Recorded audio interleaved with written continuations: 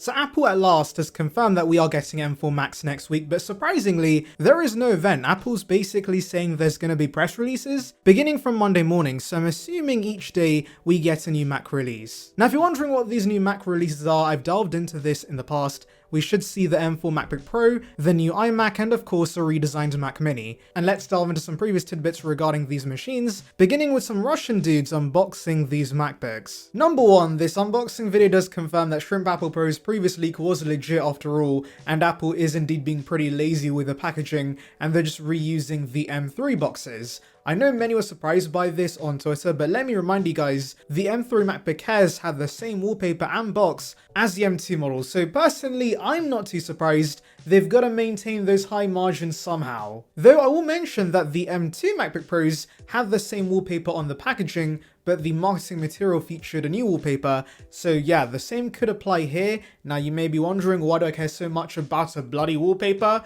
Well, of course, when the design's not changing, that's the only visual change we can look forward to, and I love myself some snazzy new Apple wallpapers. You know what else I would love? If you subscribe to the channel, of course. I would greatly appreciate it, and it would bring you the latest about Apple right to subscription box, so please consider it. It would be appreciated, so join the saranbyte gang now. Anyways, let's move on to the main hardware changes with the M4 MacBook Pro, and for the most part it's a chipset refresh. This is the base model that's being covered in this unboxing, and of course that has the brand new M4 chipset. The packaging reveals the base model now has a 10-core CPU compared to 8 CPU cores with the current M3. They also ran a Geekbench test to give us a better idea of the performance upgrades, and while M4 achieved a single core score of 3864 and a multi-core score of 15288, and the GPU metal score was 57603. Now those are many big numbers, but basically what you need to know is that this is a whopping 4% faster than the M4 iPad Pro, but what's actually more exciting is that the base M4 is now on par with the M3 Pro and M2 Max, which is pretty crazy to think about. The next change is even more exciting because the packaging also reveals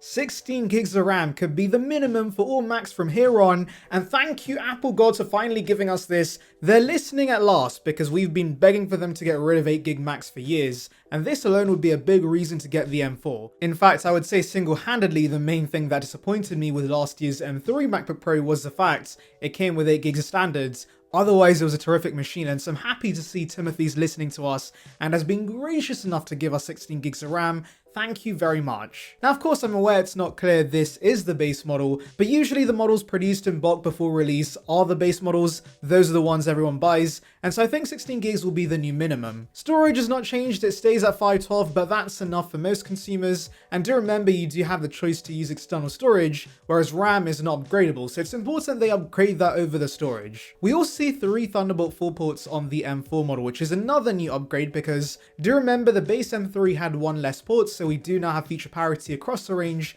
in this aspect. What's also coming from more expensive models are new color options. And actually I just mean one new color, because Space Black is now here on the base M4. With the M3 models, you are forced to go for the M3 Pro if you wanted this, or else you had to settle for the horrible space grey finish. So I'm glad it's finally coming down to the base model. Now interestingly, there's only been leaks regarding the base M4, and even previously leaked developer logs only showed evidence of the base M4 chipsets, and so currently there is no real evidence of higher end MacBook Pros releasing in a few weeks. Now does that mean we're only getting the base M4 MacBook Pro in November? Well, according to display guru Ross Young, display panels destined for the 14-inch and 16-inch M4 MacBook Pros did start shipping to Apple last month, and of course that does heavily suggest that we're going to see higher end models launching in November as well, since a 16-inch doesn't come in a base M4 variant. You can only configure that with the Max and Pro chipsets. We've discussed performance upgrades coming to M4, but what other changes can we expect with this new chipset? Well, for once, we don't have to speculate because the iPad Pro already features the M4. This is built on a 2nd generation 3nm process that's much more efficient to produce.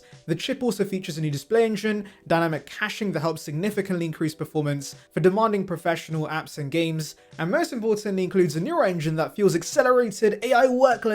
And that last point will be the main thing Apple flexes in the marketing, because remember, the big focus right now is Apple Intelligence, and much like they've done with iPhone 16, I expect Apple to push the idea that these Macs are powered by the awesomeness of Apple Intelligence, and M4 plays a massive role in that. And actually, I think it's because of AI we're getting an upgrade in base memory, since of course, more RAM is needed to run these algorithms. things do get interesting when we get into the variants the M4 could come in. Sedonin is the codename for the base M4, then we have Bravo, which will be the mid-tier chipsets, so I'm assuming that's both the M4 Pro and the M4 Max. And then Hydra is the highest end offering, which apparently is designed for the Mac Pro, so that could be the heavily rumored Ultra or Extreme chipset that we have heard about in the past. I do want to note, by the way, it's interesting that both the M4 Max and Pro fall under the same codename because, unlike the M1 and M2 variants of the Pro and Max, the M3 variants were actually completely different chipsets. Before, they would have the same CPU configuration, but it would be the GPU that's different. But now even the M3 Max offers more performance cores over the M3 Pro, and so could M4 be returning back to the M1 and M2 layouts